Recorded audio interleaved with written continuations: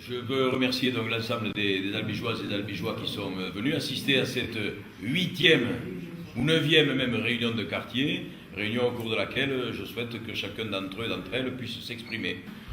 Cette réunion aujourd'hui est sensiblement différente des précédentes puisque nous avons aujourd'hui tenté de faire une première synthèse des éléments d'information qui sont remontés jusqu'à nous, des demandes présentées par les Albigeoises et par les Albigeois, des requêtes, des plaintes, des doléances, des attentes, etc.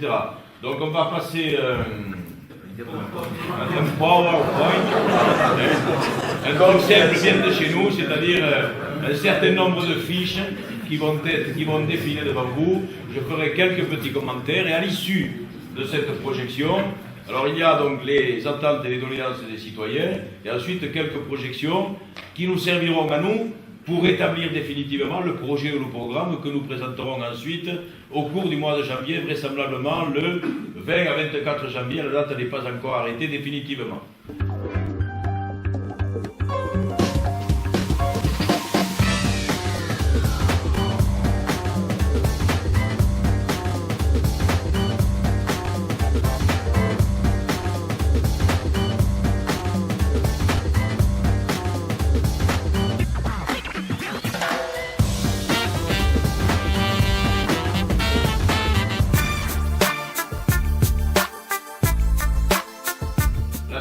Alors là, le constat, il est accablant.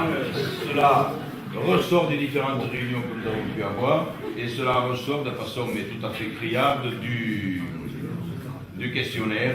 Donc on circule, vous l'avez vu les uns et les autres, au thème d'Abi. Je suis habitant du quartier depuis 30 ans et je voulais vous parler de la circulation un petit peu. En ce moment, c'est un petit peu difficile. Et ce quartier que j'habite, que nous habitons, est enclavé par le Tarn, par le ruisseau de Cossel, par la Rocade et par l'avenue de la Tassine. Donc c'est un quartier assez enclavé. Deuxièmement, c'est un quartier au niveau de Cossel et du Carrefour très passant, puisque c'est une des entrées principales d'Albi la plus fréquentée. Le nombre de voitures Saint-Jury rentrant sur Albi est très important. Et voilà, dis pas qu'on a fait des travaux. Donc ce qui réduit considérablement la circulation de ce quartier, tant et si bien que les gens ne viennent plus chez nous, parce que c'est trop difficile d'accès, et pour sortir du quartier c'est pareil. Donc les habitants sont embêtés par ça, mais c'est surtout les commerçants, dont je fais partie. Première observation, je pense que lorsque les travaux de la Rocade seront terminés, on peut peut-être espérer une plus grande fluidité, en tout cas sur le parcours extérieur. Mais il n'en restera pas moins que les problèmes resteront en ce qui concerne le centre-ville et les quartiers périphériques. Donc il va falloir prendre un certain nombre de mesures qui doivent être adaptées à la réalité du quotidien de l'ensemble des citoyens et citoyennes. Bus. Donc, mise en place d'un véritable réseau de transport collectif. Deuxième point. Ensuite, je ne sais pas, toujours... Je peux digresser là-dessus, le pont,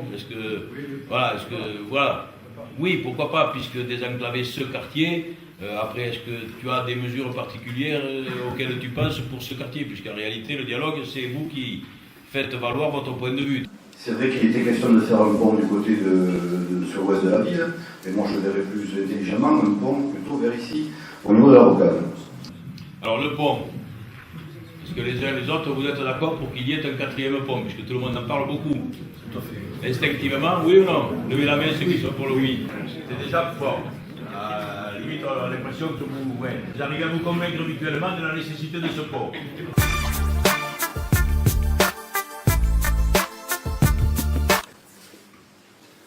Monsieur Alex, bonsoir. Monsieur Moret des Oubliés de la Rocade d'Albi.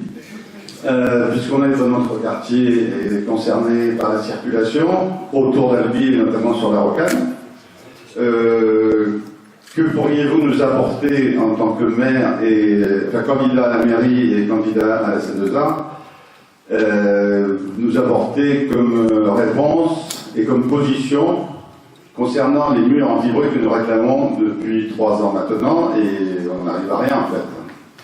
Donc je pense qu'il n'est pas normal qu'Albi soit couvert au 4/5e par des murs anti-bruit et que notre section de Géant Casino jusqu'au rond-point d'Artiper ne le soit pas. Alors, quelle est votre position?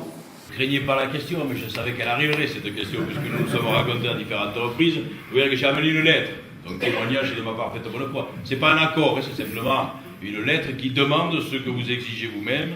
C'est une lettre qui a été adressée à ma demande, mais enfin, je pense qu'il était conscient aussi du problème, une lettre adressée par Thierry Carsenac, donc au préfet de région. Elle est tout à fait récente, elle est du 28 novembre 2013, et elle correspond à peu près à ce que l'on vous avait dit et aux engagements que l'on avait pris, notamment avec Serge Garcia lorsque nous avions rendu visite.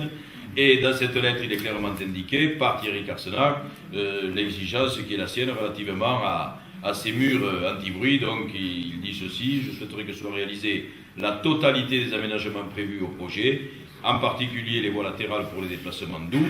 Par ailleurs, pourraient être et devraient être intégrées dans le surcoût les protections acoustiques sur la section Géant Casino, rond-point de l'Archipel.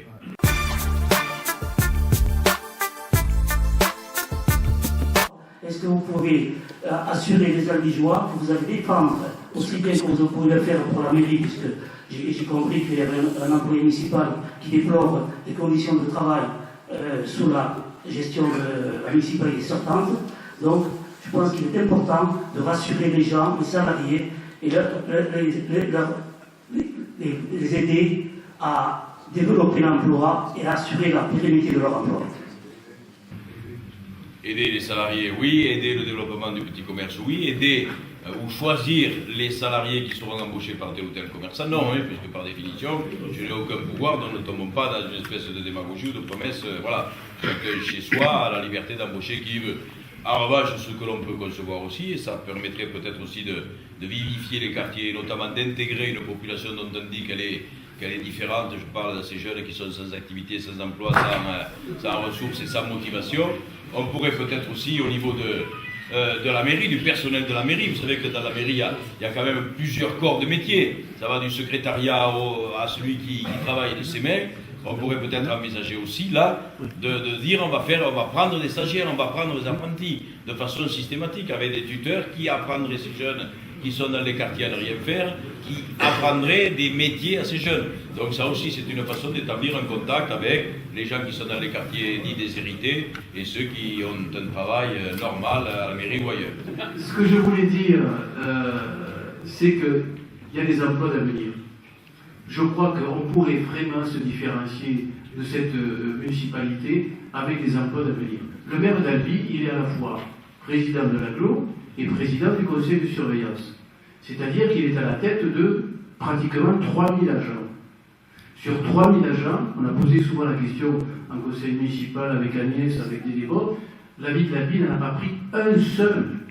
Alors que tu vois une commune de Lexure qui en prend 7 ou 8, puis on a pris toutes les communes. La ville, là, je crois qu'au niveau de notre slogan, on pourrait dire 100 emplois d'avenir sur Albi. Je pense que c'est jouable. Un emploi d'avenir, c'est 400 € par mois. Et ça permet à des jeunes de 18-25 ans d'accéder à l'emploi. Donc je crois que 400 € par mois, faites le calcul sur un an, on a quand même les possibilités de le faire. Et je pense que ça peut nous différencier fortement de l'actuelle majorité municipale. Bon, ce n'était pas une question, je ne réponds pas. Tu as gagné 2 places au niveau de la liste. Hein. Tu en as perdu 2 peut-être, non, tu en as peut-être perdu 2. Je m'interrogerai ce soir, dans la solitude de ma nuit. Bien, d'autres questions, non? Bon, je vous remercie en tout cas d'avoir été présent, attentif, et puis j'ose espérer, enfin je sais que nous nous retrouverons au mois de janvier, et là nous vous présenterons et la liste qui n'est pas encore bouclée, et le programme et le projet, bon, sur lesquels on a un certain nombre d'idées, mais j'ose espérer que les rencontres que nous avons eues réussiront à enrichir ce projet et ce programme. Merci à tous. Merci.